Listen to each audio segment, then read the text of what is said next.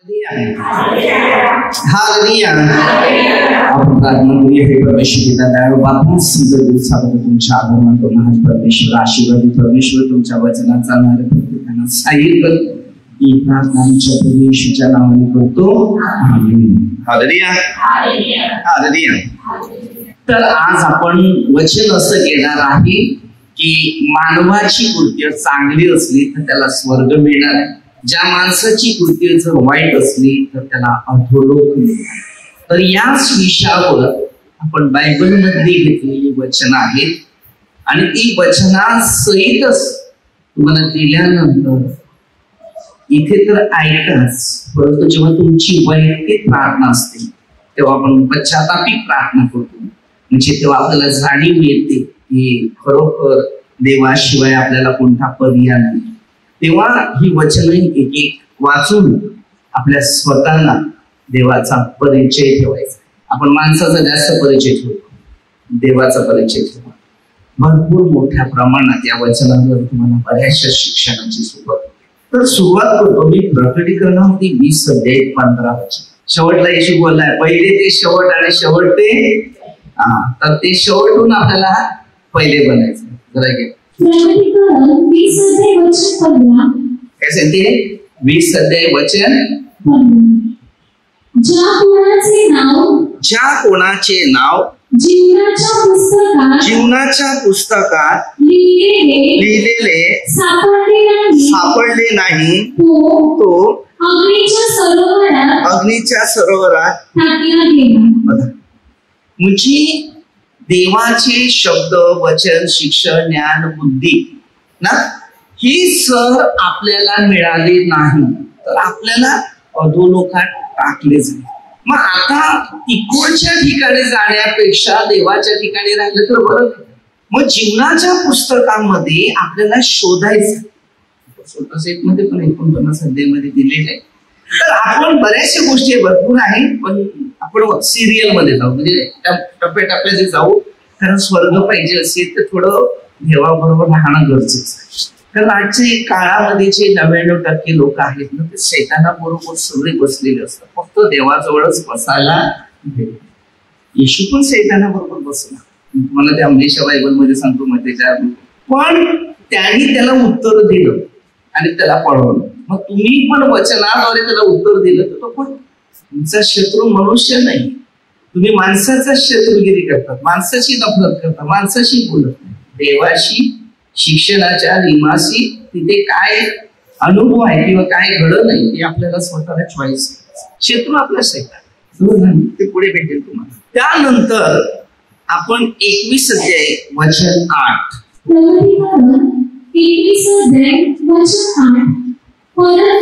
परंतु विश्वास न ठेवणारे, अमंगळ खून करणारे, चटकी, मूर्तिपूजक सर्व लबाड माणसे त्यांच्या वाट्यास अग्नीचे व गंधकाचे सरोवर येईल. हे दुसरे मरण. म्हणजे आपल्या पाठीशी काय आपण काय करतो की देवापासून दूर होतो आणि जाणतो चुकीची म्हणजे चुकीच्या रस्त्याला जातो. तरी आपण माणूस आहे. जेव्हा देवाजवळ येतो ना हळूहळू आपली पाप कमी होतात. पण आपल्याला वाटलं माझ्याही गरजा पुऱ्या झाल्या का आता मला प्रार्थनेची गरज नाही असा प्रश्न नाही सोडायचा. हे तुमच्या दैहिक गोष्टीसाठी झालेले, आत्मिक गोष्टीसाठी तुम्हाला आधी प्रार्थना सापडलेली नाही. आता मनुष्य काही शारीरिक गरजेसाठी येतो, आजार, दुःख, समस्या, याला इंटरेस्ट नका घेऊ. आपल्या स्वतःच नवीकरण कसं होते ना त्याला इंटरेस्ट घेऊ. म्हणजे तेव्हा आपल्याला स्वर्ग मिळेल. नाहीतर आपण दुःखी आहे, आजारी आहे, समस्यात आहे, संकटात आहे, निराशात आहे. हे आपलं जीवन मरणामध्ये. आणि याच्यामुळे आपण भविष्यात अनेक प्रश्नाचं उत्तर अडवतो. कारण आम्हाला देवाने दिलेले प्रश्न आहेत ते आम्हाला सोडता येईल. आणि ह्याला जर मजबूती बनायची असेल तर ह्याला फक्त प्रार्थना करायची आणि ती जास्त रात्रीची. जेवढी रात्रीची प्रार्थना करेल ना तेवढं येशू सारखं तसं पावर.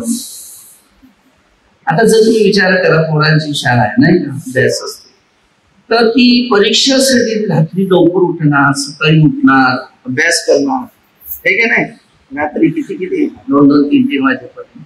पण देवामध्ये पहिल्या डोलक्या येतात माहिती आहे ना. त्या डोलक्यामध्ये 25 अध्याय 1 ते 13 पर्यंत लिहिलेले आहे. त्याच्यामध्ये तुम्हाला कळेल की डोलकी कशी लागते. हालेलुया. 5 शाण्या होत्या न, 5 दोघे झोपलेले होते, लक्षात ठेवा. मग त्याच्या स्वर्ग कोणाला मिळाला, दरवाजे कोणाचे बंद.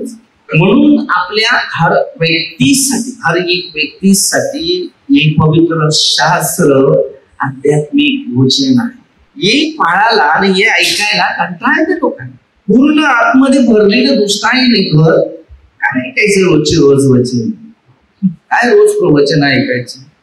आता युट्यूबवर भारी काय निघते ना, पास्टर मस्त आहे, त्याचं प्रवचन एकदम सुपर आहे. आम्ही कोणाचा न्याय करू शकत नाही, आम्ही कोणाला निवडू शकत नाही. John 15:16, येशूने जेव्हा आपली निवड केली ना, तेव्हा ती जी निवड असते ती त्याच्या इच्छेने, तुमच्या आणि माझ्या इच्छेने ती निवड नाही. त्याच निवडलेल्या व्यक्तीशीच आपला सहवास. पौलाने गलातियेला 7:11 तेच सांगितलं नाही की जसं मी ख्रिस्ताच्या अनुकरणात तसं तुम्ही माझ्या अनुकरणात. आता येशूने आपल्या शिष्यांना काय शिकवलं, की त्याने देव केलेली देणगी मिळेपर्यंत इकडेच राहा. मग तिकडे राहायला लागते. हालेलुया. आणि आपल्याला जर तिकडे देवाने दिलेल्या गोष्टीच्या आहेत, जगात तुम्ही खरं जर अनुभव बघायचा असेल ना, ती सगळ्यात शांती आहे ती येशूमध्ये. तुमच्या आवडीचं काही असू दे ते खा, समाधान आहे. मी काय शिकलं माहितीये का, आदामाच्या गोष्टी. आदामाच्या जवळ सगळं होतं, फक्त देवाने सांगितलेलं होतं हे करू नका, त्यांनी तेवढंच सांगितलेलं. पण दुसऱ्यांचं ऐकलं ते केलं, तो फसला, तर त्याचं सगळं केलं. आजच्या काळामध्ये तेच तुम्ही आणि मी आहे. आम्ही दुसऱ्याचं जास्त ऐकतो आणि देवाच्या गोष्टी कमी ऐकतो, म्हणून आम्ही फसतो. मग सगळं आमचं झालं. मग जीवनात काय येते, दुःख, आपत्ती, समस्या. मग तसे वचन आहे ते मरण आहे. हेच मरण आमच्या शरीरावर प्रवास करते.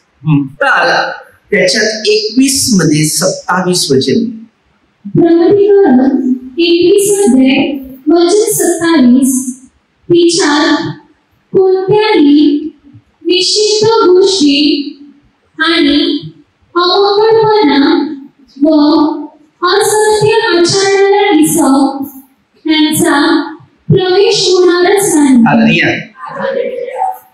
आता आपण बरेच लोक सत्यात होते प्रार्थनेमध्ये. आता सत्यात कसं प्रार्थना कमी झालं तर असत्यात वळायला किंवा ते दुष्ट आत्मे, लोक 11:24 प्रमाणे 7 आत्मे येतात. जिथे खरं बोलायचं तिथे खोट्यामध्ये आपलं भविष्य घालतं. मग आपल्यामध्ये येणारी अडचण वाढत जाते. मग कोणते प्रश्न सोडायला गेला तर तिथे काहीतरी अडचण येते. आम्ही काय शिकायचं आहे किंवा काय शिकतो. बघा, तुम्ही प्रत्येक व्यक्तीने विचार करायचा, प्रार्थना असली तर तुम्हाला काहीच होणार नाही, पण तुम्ही थोडे प्रार्थना करायला सुरुवात करा. बरोबर, कमी करायला थोडीशी सुरुवात करा. बघा त्रास व्हायला सुरुवात होते. आजार, समस्या, टेन्शन, मानसिक तणाव, अनेक प्रश्न येतात.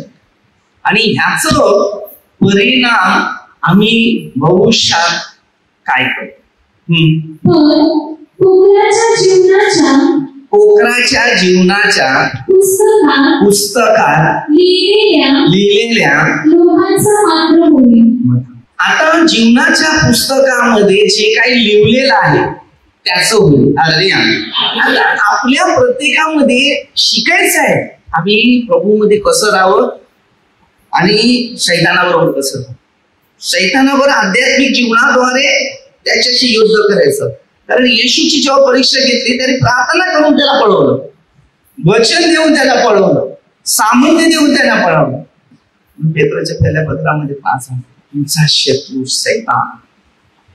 आपला शत्रू मनुष्य नाही, तुम्ही मनुष्य शत्रू बनतो नाही. ज्याला स्वर्ग पाहिजे असेल तर त्यांनी आध्यात्मिक जीवनाकडे पहिलं लक्ष पुरवावं. आता प्रकटीकरण 12:12, प्रकटीकरण ज्ञानाचे वचन वाढा, म्हणून स्वर्गानो व त्यात राहणाऱ्यानो उल्हास करा. पृथ्वी व समुद्र यावर अनर्थ ओढवलेला आहे, कारण सैतान आपला काळ थोडा आहे हे ओळखून अतिशय संतापून खाली तुमच्याकडे. बघा आता चालणार तेच की नाही, तो खाली आलेला आहे, तो संतापलेला आहे, कारण सगळे देवाकडे वळत गेले. म्हणून तुम्ही सावध राहा. जर तुम्ही प्रभूच्या वाणीकडे नाही, वचनाकडे नाही, तुम्हाला फसवणार. सगळं जगाचं मोह देईल, पापात पडणार, नाशात पडणार, देवापासून दूर करायला लावणार. आणि अशा परिस्थितीत तुम्हाला सगळं ते सगळ्यांना मोहात पाडलेल्या म्हणून सगळे त्याच्या मागे चाललेले, वचनामागे नाही, कार्यामागे नाही. बरेचसे लोक करतात, थोड्या टाइम करतात आणि मग आता बरेचशामध्ये प्रार्थना करणारे एकमेकाविरुद्ध सुरू झाले. तो त्या विरुद्ध बोलतो, तो त्यावर तो बोलते मी श्रेष्ठ, तो बोलते मी श्रेष्ठ. श्रेष्ठ एकच आहे, सर्व नावामध्ये नाव, ते म्हणजे येशू ख्रिस्त. आपण पापी आहे, आपण श्रेष्ठ नाही. म्हणून म्हणते 23:12 जो नम्र बने तो श्रेष्ठ.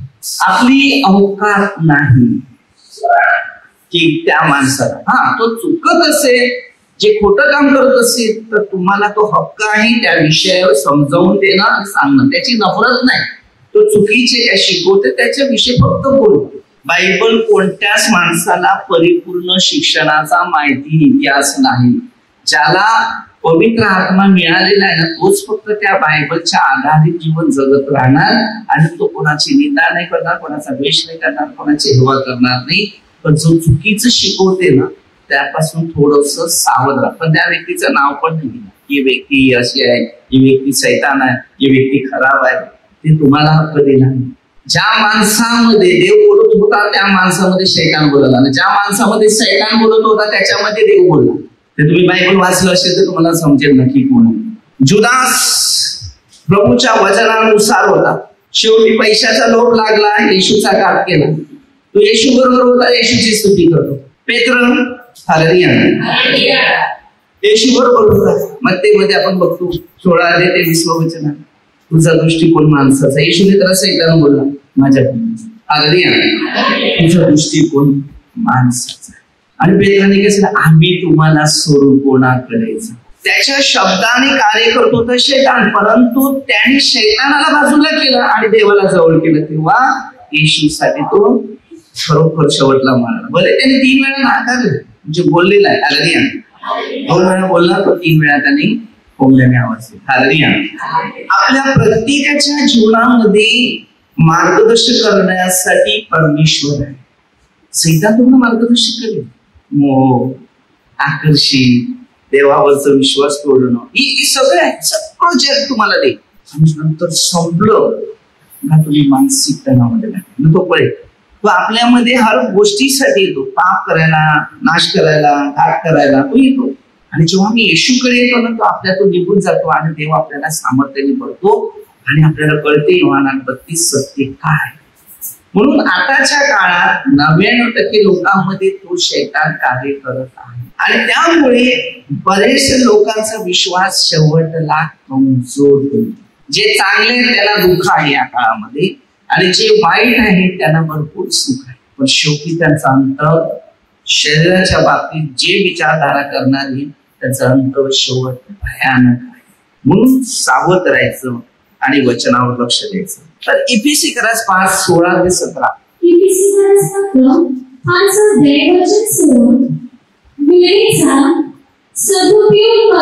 सांगते, वेळेचा सदुपयोग करा. आता आपल्याला 24 तास आहे, बरोबर, आणि या 24 तासामध्ये आपल्याला वेळेचा सदुपयोग करायचा, म्हणजे चांगला उपयोग करा, वाईटामध्ये उपयोग करू नका.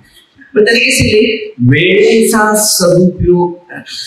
दिवस वाईट, आता दिवस वाईट कशाला असणार, अरे आम्ही देवाशी एकमताचे झालेले नाही म्हणून वाईट.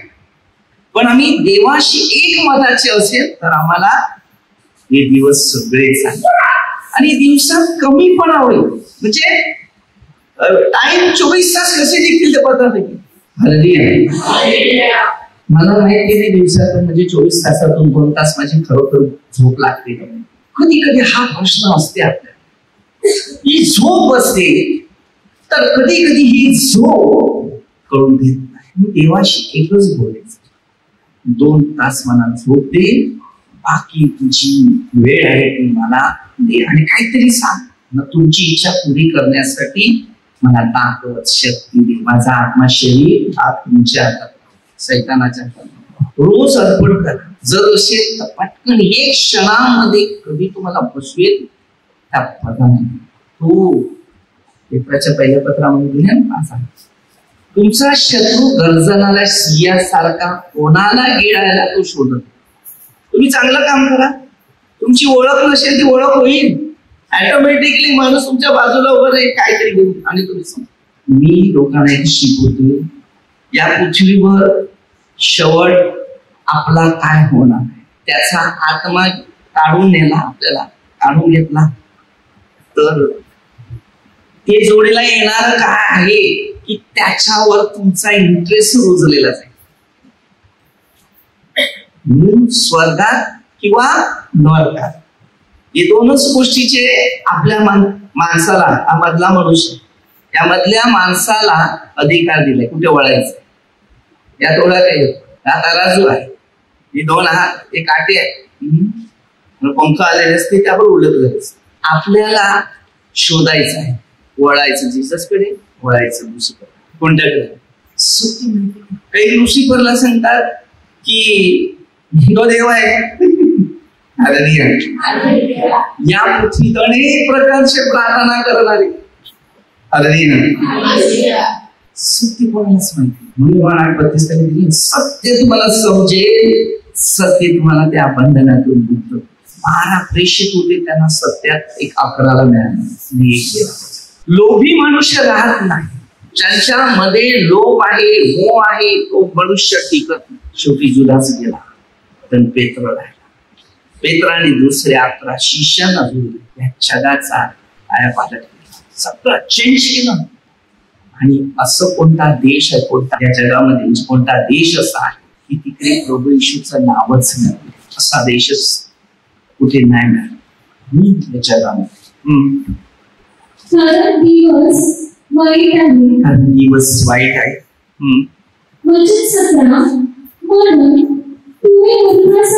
बघा, तुम्ही मूर्खासारखे होऊ नका, तर प्रभूची इच्छा ही काय आहे हे समजून घ्या. काय सांगते?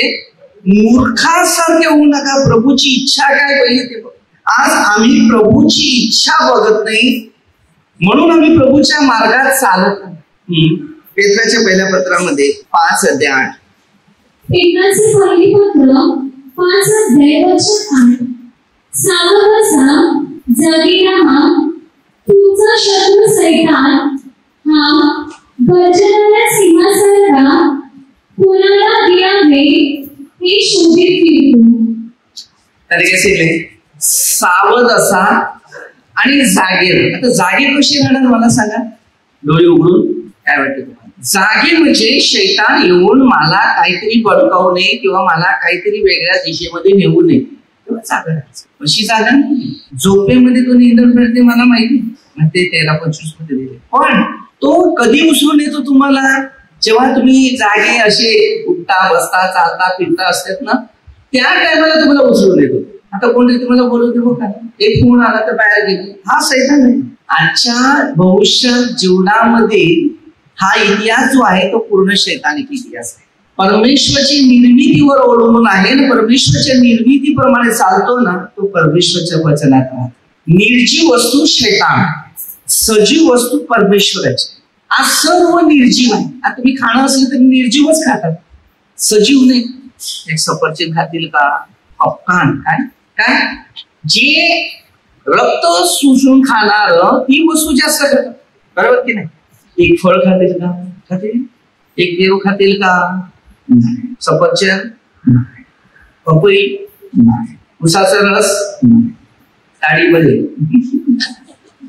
तो ज्यूस सगळ्यांना आवडतो, पण ती नशा आहे, द्राक्ष आहे, ती नशा आहे, ती यूज नाही करत. जी नशा चीज आहे ना, प्रभूने सांगितलं द्राक्ष. जेव्हा प्रभूने मला हे वचन एक दिवस दिलं, मी इतका द्राक्ष खायचा ना, आखी पेटीची पेटी एका दिवसात करायचं. सफरचंद खातो आता, कारण सफरचंदने ज्ञान वाढलं, समजून ज्ञानाचं. मग एवढ्या आवडत्या होत्या ना माझ्या द्राक्ष, बोललं तर बाप, आता तिकडे बघायला वाटत नाही. ती मोह होते शेतामध्ये असल्यानंतर, तो खायला बघतो, हे का नशाली.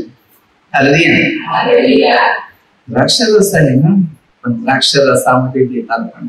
मला एक दिवस एक माणूस आला आहे माझ्याकडे, ते वचन मी काढलं, ते वचन कट करून ठेवलं, याच्यामध्ये होतं ते त्याच्यामध्ये दिले थोडा द्राक्ष रस पी, काय नाही होत. आणि झोपलं. आजच्या काळातले लोक किती मजबूत आहे ते तुम्हाला माहिती, तो विषय बसला. कारण हे पिता पिता मी बिअर प्यायला, ही चुका काय आहे ते शेवटी देवाला सांगितलं, देवाने माझी दिशा बदलली. तर असं आहे, आपल्याला पूर्णपणे परमेश्वराच्या वचनावर लक्ष द्यायचं. स्वर्गात जायचं असेल तर काहीतरी चांगलं करावं, आणि नरकात जायचं असेल तो विषय सोडून द्या, कारण वेतन सहन होत नाही. अरे एक छोटस डोकं दुखायला लागलं तर काय प्रयत्न करावं लागतं, हात दुखायला लागलं तर काय प्रयत्न करावं लागतं, तर त्या अग्नीत गेलं तर कोणते प्रयत्न होते. मार्क 9:48 वचन दिले, किडा मरत नाही, अग्नी दिसत. थोडीशी गरमी झाली ते कुकरच्या शिट्या वाजायला सुरुवात, असे करतात. गरमी, पंखा चालू नसेल तर 10 वेळा डोळ्यावरती कोण पंखा लागेल, कोण पंखा लागेल. तिकडे पंखेच ना, तिकडे एसी. सवय लाव, सवय लाव. जेवढा मी तुम्हाला सांगितलं, माझा रूम तुम्हाला बघायला ना कुठेच तुम्हाला अशी जागा नाही भेटणार की तिथून तुम्हाला बघता येईल. पण मी नसेल तेव्हा जायचं येत, कुणाला सिंचन नाही. माझ्या मध्ये बसेल तर देवाने कुठून पण उतरतो. देवाला काय दरवाजा उघडाच ठेवायला लागते का? शैतानाला दरवाजा उघड. आमच्या हृदयाचे दरवाजे उघडायचे असेल प्रकृती किंवा स्वतःशी आम्हाला पहिले हृदयाचे दरवाजे उघडायचे, आणि हृदयाचे दरवाजे उघडले का ते स्वर्गाचे दरवाजे आम्हाला मिळाले. म्हणून मध्ये 25:1-13 वचनामध्ये 5 मूर्ख होते, त्याने हृदयाचे दरवाजेच बंद केले, नाही आज झोपले खराटे मारले. पण यांचं हृदय खुललं होतं, त्यांनी तेल घेतलं, जिथे झोपत होते तरी म्हणून चिंतन करत होते. त्यावेळेला त्यांचं जीवनात बदल झाला. यांचं तसं नाही, झोपल्या ना गाव ना वेळ ना. आपण कशी कधी कधी प्रार्थनेला लेट केलं तरी चालेल ना. लेवी 16:2 प्रार्थनेच्या टायमामध्ये मागे पुढे चालेल. आणि सैतान तुमच्या पाठलाग असेल करत असेल ना, तर तुम्हाला बघायचं असेल ते बघा. तुम्हाला प्रार्थनेच्याच टायमाला सगळी कामं येतील. मग त्याच वेळेला ज्या वेळेला तुमच्याकडे आता प्रार्थना आहे ना, आताच काय ना, त्याच वेळेला तुमच्या पुढे तो अडचण होणार. तुम्ही देवाला वेळ तेव्हा कमी देतील, आणि मग तुमची स्वतःची वेळ तुम्ही तुम्हाला शरीराला द्याल. ही वेळ आहे. ज्या दिवशी देवाची वेळ आपल्याला मिळाली ना, त्या दिवशी कोणतीही वेळ होते तिथे थांबवा, तिथे स्टॉप करा, कारण त्या वेळी सदुपयोग करायला शिकतो. आमचं जीवन देवाशीच राहिलं पाहिजे, तेव्हा देवाची कृपा आपल्या प्रत्येकांना भेटणार. मी कोणतेही प्रवचन तयार करतो. आपल्याला जर स्वर्गाचा इतिहास नाही मिळाला तर मग जिंदगीवर काय शिकायचं? पैसा पाहिजे, धंदा पाहिजे, नोकरी पाहिजे, मला हे पाहिजे ते पाहिजे, तीच प्रार्थना करत यायचं. त्या प्रार्थनेचा तुमचा उपयोग काय होणार? मग ते 16:26 जगात सर्व कमावलं, आत्मा कमवलं तर काय लागलं? अरे जर पवित्र आत्मा मिळवायचं असेल तर पवित्र शब्दाची, वाणीचा आणि वचनाचा, शिक्षणाचा अनुभव घ्यावा लागतो. आज प्रत्येक गोष्टी प्रार्थनेला जातात, तो वेळेला हिलिंग बघतो. हिलिंग काय पाहिजे? Healing prayer. सगळ्या ठिकाणी काय लिहिलंय? Healing prayer. सार्वजनिक जीवन प्रेयर नाही, स्वर्गाचं प्रेयर नाहीये. नुसतं सांगा बस एका ऍड द्या की इकडे क्या हिलिंग प्रेयर आहे. अरे एवढा लोकांचा पता नाही. एवढा हिलिंग कसं असतं माहिती? या शब्दातच हिलिंग. शब्द इकडे 4:12 देवाचं वचन 2 धारी तलवारीसारखं. लोकांना काय वाटतं? डोक्यावर या केंद्रामध्ये अनेक येणारे लोक तसेच प्रेयर मध्ये ब्रदर डोक्यावर हात ठेवत नाही. अरे आम्हाला नुसती आज्ञा दिली, हात ठेवायचं सोडून दे. तू कुठे आहे तिकडे तू बरा होतो. क्वारंटाईन गॅरंटी देतो मी तुला प्रभूच्या नावाने. आपल्याकडे येशू आहे, आपल्याला काय त्याचं विचार? मी माझं काम थोडंच करायला आलेलं आहे. पण तुमचा विश्वास बसत नाही. तो येतो बडकवतो, हा तिकडे काय ब्रदर आहे माहितीये का, त्याला काय दान आहे माहितीये. सैतान तो अधिक वाढ बघतो, या या या. तुमच्या घरात किती शांती आहे ते मी मला सांगेन. ज्या घरात खरोखर शांती आहे त्या घरात खरोखर परमेश्वराची उपस्थिती आहे. अरे येशूमध्ये जेव्हा एवढं पावर होता ना, एवढं सामर्थ्य होतं ना, ते येशूने आपल्या शिष्याला पण दिलेलं होतं. येशूमध्ये एवढं पावर होता आणि सामर्थ्य होतं ना, तेच आपल्या शिष्याला दिलं. पण त्यांच्या शिष्यांचा विश्वास डगमळला. योहान 14:27 जग देते ती शांती देत नाही, तुम्हाला मी माझी शांती. ही जगाच्या शांतीमध्ये, जगाची शांती देवाला आवडत नाहीये. लक्षात ठेवा, त्या जगाच्या शांतीत देव नाही मिळत. शांती सामर्थ्य, शांती अभिषेक. काय बघायची. अरे मी प्रार्थना प्रभूच्या नावाने करतो ना, पण हवा वारा सुटो वारा थांब, हे सगळ्या गोष्टी होतात. पाऊस येते, सगळ्या गोष्टी हिलिंग काय बघायची. देव तर तुझ्या बरोबर आहे, ते सगळं मोठं हिलिंग आहे. सगळ्यात मोठी हिलिंग कोणती असते माहितीये का? सकाळ बघायला मिळते, ती पॉवरफुल हिलिंग आहे. सगळ्यात मोठा सकाळचा दिवस बघायला मिळते तो चमत्कार. डोक्याचे हात सोडून द्या, डोक्याचे केस पण निघून जाते, काही फरक नाही पडत. मी त्या खूप विरोध आहे. स्तोत्रसंहिता 118:26 मध्ये मी परमेश्वराच्या घरातून तुम्हाला आशीर्वाद देतो. परमेश्वराचं घर खरेदी करायला पहिला 3:16-17 येईल, त्याला तुम्ही वेळ दिली असेल तर योहान 15:4-7 वचन तिथे दिलेले आहे. बायबल सगळ्या मुद्द्यावर आहे. बोलणारा पवित्र आत्मा. आपला स्वार्थ असते ना, तिथे कोणत्याच माणसाच्या भविष्यात प्रगती होते. तुमचा काय स्वार्थ आहे ना प्रार्थनेत, तुम्ही वर्ष काय 50 वर्ष आले तरी तुमचा काय फरक पडणार नाही. विश्वास आणि क्रिया. तुमच्या सर्व प्रश्नाचं उत्तर सोडायचं असेल, तुम्ही विचार कर, मी एवढे दिवस प्रार्थना देतो, माझी इच्छा पुऱ्या नाही, तुझी इच्छा होणार नाही. तुम्ही पहिले सांगितलं देवाची इच्छेप्रमाणे बोल. मग त्या आठवणीमध्ये काही कुष्ठरोगी आहे, बरोबर. कुष्ठरोग्याने काय सांगा, आपली इच्छा असेल तर मला शुद्ध करायला समर्थ आहे. हा योहान 5:1 38 वर्षापासून पडले ना, तू त्या तलावाच्या किनाऱ्यावर बसलेला आहे. काय दिलं त्यांनी? शेवटी येशू आला की नाही. मार्क 5:मध्ये त्याला कबरेत नेऊन टाकलेल्या घरच्या लोकांनी. गेला का नाही येशू? ज्याची थोडी तरी श्रद्धा आहे ना, तरी येशू त्याच्या जवळ आहे. मी वॉरंटी देतो तुम्हाला, माझ्या जोडीला येशू. मी त्यांचं काम करतो, मी त्या कंपनीत कामाला लागलेला आहे. माझा पत्ता वर आहे, माझा पत्ता इकडे नाहीये, म्हणून मी पत्ता इकडेचा देत नाही. प्रार्थनेचा पत्ता देईल आणि मी कुठे राहतो, इकडे राहतो. मी आणा इकडे पृथ्वीवर त्याचं काम करायचं. माझा पत्ता तिकडे आहे, योहान 14:2. सगळ्यांचा पत्ता बघा कुठे आहे. त्यांनी पत्ता दिलेला आहे आपल्याला. तुम्ही विसरलेले सगळे पत्ते. आम्हाला फक्त धंदा पाहिजे, नोकरी पाहिजे, पैसा पाहिजे, अदो लोकांचा पत्ता ठेवलेला आहे. वाटणं वाटीचे तिकडे जाणार. अरे पत्ता असा ठेवा, तिकडचा पत्ता ठेवा. मी नेहमी लोकांना सांगतो, माझ्याकडे ऍड्रेस नाही, प्रार्थनेचा ऍड्रेस देतो. मी कुठे राहतो, प्रार्थना कुठे करतो, ज्योती रानवाडी विरार पश्चिम असं म्हणतो, अरणाच्या 2 किलोमीटर आत. पत्ता देतो, तिथे माझ्या देवाचं घर आहे. आणि माझा देव माझ्याकडे येतो आणि लोकांना देव मला सांगतो, ते देतो आणि त्यांना पाठवतो. जा समाधानी हो. त्याला पैसा लागत नाही, त्याला नारळ नाही लागत नाही, काही वस्तू लागत नाही. स्वर्गाचा रस्ता असा आहे, आम्हाला शिकायचं आहे आणि आम्हाला शिकून घ्यायचं आहे. ज्या परमेश्वराने आपल्याला एवढं चांगलं जीवन दिलं, आपण किती बाकी आहे. एखादा मैदानाला जो माणूस जातो ना, त्याच्या जोडीला बंगला, गाडी, जमीन, झाडं बिडं सगळे जोडीला येतात का ना. आता तुम्ही शिकायला पाहिजे स्वर्ग कुठे आहे ना नर्क कुठे आहे.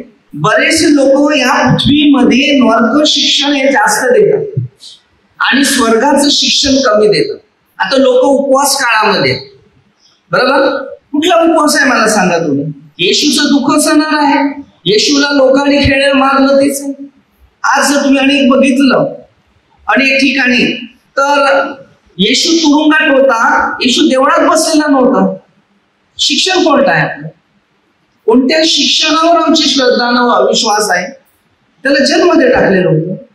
मग ते 26 अध्यायापासून वाचायला सुरुवात करा 28 पर्यंत. ते येशूचा इतिहास मिळेल ना मरियमातेचा इतिहास मिळेल. लूक 21 अध्यायापासून सुरुवात करा, 22 अध्यायापासून सुरुवात करा, मग तुम्हाला सगळे इतिहास गोष्टी मिळेल. ते काय मंदिराचं उदाहरण दिले. आम्ही कुठे पाप करतो तेच आम्हाला कळत नाही. आपण जर बघितलं तर चर्चमध्ये ते आहेच. येशूला बांधलेलं आहे, वस्त्रही काढलेलं आहे. तो तिकडे नव्हता, तो जगमध्ये त्यांची हालत केली, रोडवर काढलेली त्याची हालत केलेली होती. ते आपल्या पवित्र मंदिरामध्ये त्याची उपस्थिती तशी केली नाहीये. आम्ही कोणत्या शिक्षणात आहे? विचार करा की नरकात जायचंय का आम्हाला स्वर्गात जायचं? म्हणून मार्क 7:7 सांगतात, शास्त्रगुरू शिकवतात मनुष्याचे नियम. आम्ही कोणत्या पद्धतीचं शिक्षण देतो माहितीये का? जे मुख्य याजक होते, शास्त्री लोक होते, पुरुष लोक होते, यांचं शिक्षण आम्ही घेतो. असं शिक्षण आज आपण आपल्या चर्चमध्ये धार्मिकतामध्ये ते वापरायला लावलंय. पण आपल्या सगळ्यांना त्याची इतिहास माहिती नाही. नक्की हे कोणी केलेलं होतं? ते त्या लोकांनी केलेलं. 4 शुभ वर्तमान ओपन करा, मग आपल्याला स्वर्ग दिसेल आणि नरक दिसेल. जतपर्यंत तुम्ही हे पवित्र शास्त्र वाचलं नाही तत्पर्यंत कोणता मनुष्य स्वर्गात जाणार नाही. येशू ख्रिस्त मार्क 1:15 मध्ये सांगते, मते 3:2 मध्ये 4. काळाची पूर्णता झाली, देवाच्या राज्यावर पश्चाताप करा व सुवार्तेवर प्रचार. ही सत्य माहिती नाही. आम्ही काय करतो? मला एका व्यक्तीने सांगितलं, दुःखी माऊलीचा पास आहे. दुःखी माऊली कोण? येशूची आई दुःखी होती. येशूची आई दुःखी आहे, माऊली नाही. तर प्रश्न दिला, तर ही मंदिरात नव्हती, ती येशूला भेटायला आले तिथे. ते लोक समुद्रामध्ये गावागाव फिरवलं तिथे. आम्ही शिक्षण पूर्ण रॉंग शिक्षण देतो. कारण हे लोक शिक्षण कसं देतात बघा. येशूला मारत मारत अगोदर फिरवलं, मेल्यानंतर नाही फिरवलं. मेल्यानंतर टाइम संपला. अरे उद्या 100 दिवस आहे, ताबडतोब त्यांनी नेऊन पुढे नेलं कबरीतून घुसवलं. आपण कबरेमध्ये पण जातो. आता मंदिर आहे, देऊळ आहे, तेच कबर बनवलं. दुसऱ्या दिवशी कोणाला 100 दिवशी जाण्याचं परमिशन नाही, तर दुसरे लोक तिकडे जातात. मी पण जातो तर फुलं खायचं. माहिती नव्हतं ना. स्वतः बायबल स्टडीवर लक्ष द्या, नाहीतर लोक 11:52 ज्ञान घेतलं, ज्ञानाच्या किल्ल्या लपवल्या, त्याला फायदा नाही. शेवटी दोष आहे ना देव आपल्याला देणार, मी ना तुम्ही नाही देणार. पण जे बायबल मध्ये आहे ना, म्हणते 24:35 आकाशमुखी नाही पण वचन नाही सर्व सत्य तेच लोकांना शिकवा. सत्याचं शिक्षण पोरांना माहिती पडलं पाहिजे. भविष्यात ते पवित्र शास्त्राची स्टडी द्या. आपण शाळा 8 तास शिकू शकतात, तर धार्मिकता पण त्यांना शिकू शकतात. हे सत्य शिक्षण आहे आणि सत्याकडेच आपलं लक्ष लावा, तेव्हा तुम्हाला स्वर्ग समजेल आणि तुम्हाला नरक समजेल. प्रत्येकाला आपल्या कोणत्याच माणसाचा नफरत किंवा द्वेष किंवा निंदा करण्याला मला हक्क नाही. शिक्षण काय आहे ते शिकवणं हे आपल्या सगळ्यांना. योहान 32 सत्य समजे सत्य तुम्हाला बंधनातून मुक्त करेल. हे तुम्हाला स्वतःला शिकायला पाहिजे. या पवित्र शास्त्रात काय लिहिलेलं, आपण कुठे काय करत. तो जन्ममध्ये बांधलेला होता, मंदिरामध्ये नव्हता बांधलेला. त्याला अगोदर गावागावात फिरवलेलं. आणि जेव्हा येशूला उरसावर खेळलं गेलं तेव्हा येऊन कबरेत ठेवलं. हा प्रश्न आहे. आम्ही जे करतो ना ते सगळं चुकीचं आहे. बायबलचे काने मात्र आपले पूर्ण रद्द आहे.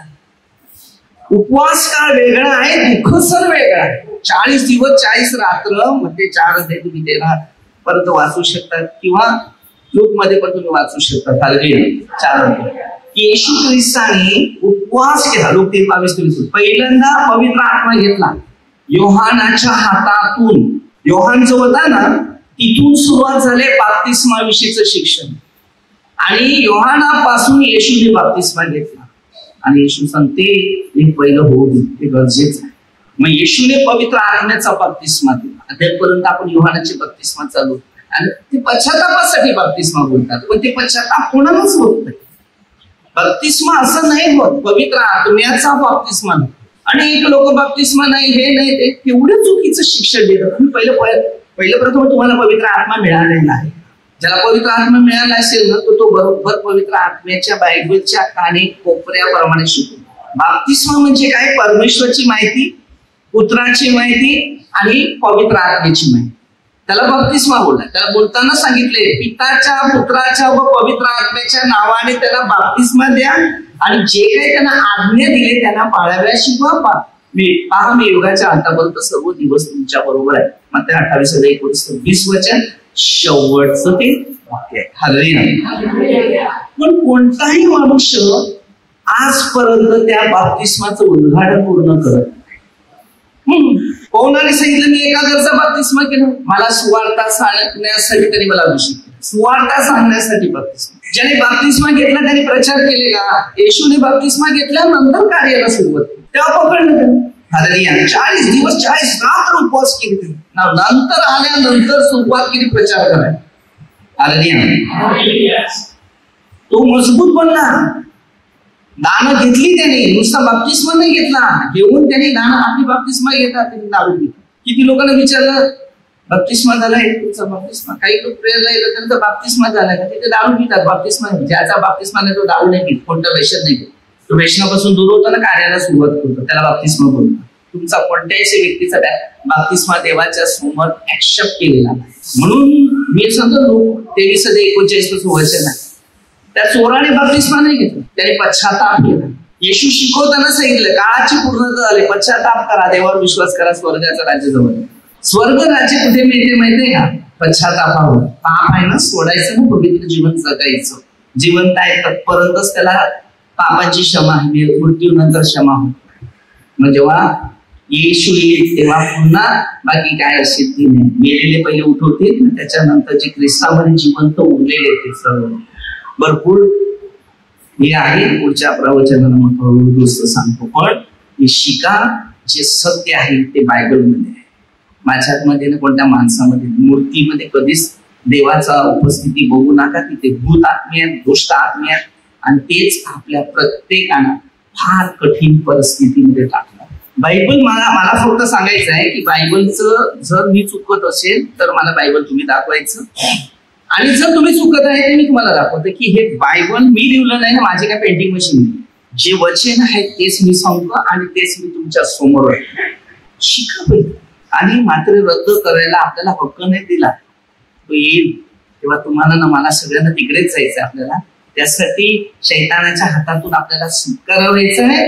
जेवढं चांगलं करता येते ते करा, पश्चाताप करता येते करा, शिकवायचं येते तेवढं शिकवा, नाही शिकवायचं असेल तर बाजूला व्हा.